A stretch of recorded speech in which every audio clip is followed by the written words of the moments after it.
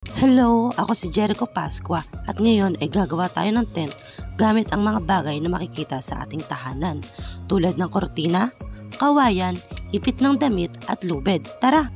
Una ay gagawin natin ang club hitch upang ang isang kawayan ay malagyan ng lock. Pangalawa ay ang tripod lashing para ang tatlong kawayan ay magpagduktong-duktong natin at ito ang ating gagawing base sa ating pinakagagawing tent.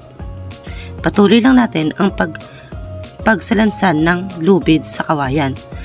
Pag ulit-ulit lang ito hanggang makakuha tayo ng 5 patong.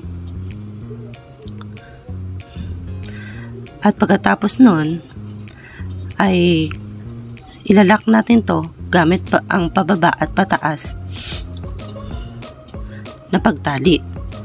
Uulitin ito sa 3 beses. Nakikita po natin ang aking ginagawa ay 3 beses itong pinapaikot.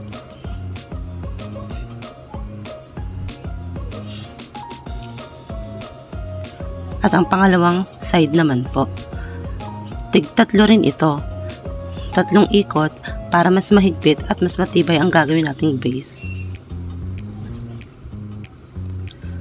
At pag naka-3 na po tayo, ay paglalak na ulit natin to gamit naman ulit ang tinatawag natin na double half hitch.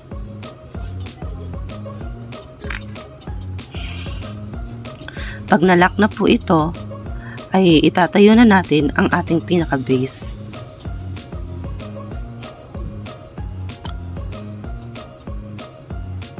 Ayan, pag napatayo na po natin ay gagawin ulit natin ang tinatawag na club hitch para mailak ulit ang isang kahoy. Dadali naman ito sa base na ating ginawa para gawin naman ang square lashing. Ang square lashing naman ay pagdidikitin na to ang 2 kawayan upang makapagawa ng matibay na haligi. At ito ang ating pagsasabitan ng ating gagawin mimaya. Pagkatapos na yan ay ilalak ulit natin siya gamit ang double half hitch.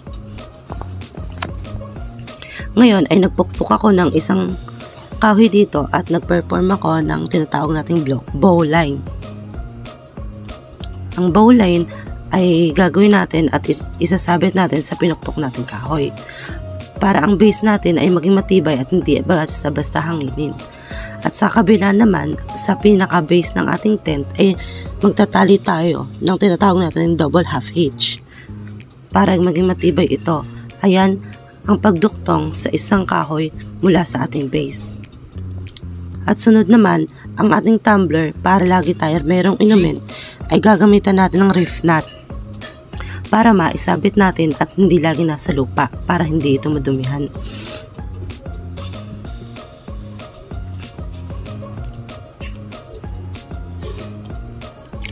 Tatali lang natin yan. Pagkatali ay isasabit na natin sa ating ginawa kanina sa tinatawag natin square lashing. Ngayon ay lalagyan na natin ng tela ang base para hindi tayo mainitan. Ginagawa ko lang siya ng maganda at matibay. Sinusigurado ko ang tali ay hindi agad mapapagod.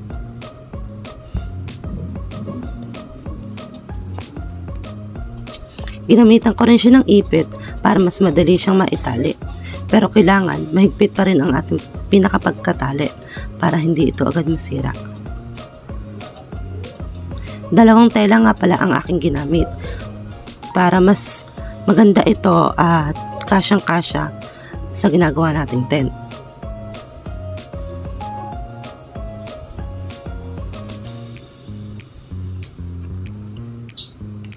Perfect ito pag pupunta tayo sa mga beach. At nilagyan ko na nga rin ito ng sahig. At nilalagyan ko rin siya ng pinto para hindi makapasok ang anumang insekto para makapagpahinga talaga tayo ng maayos.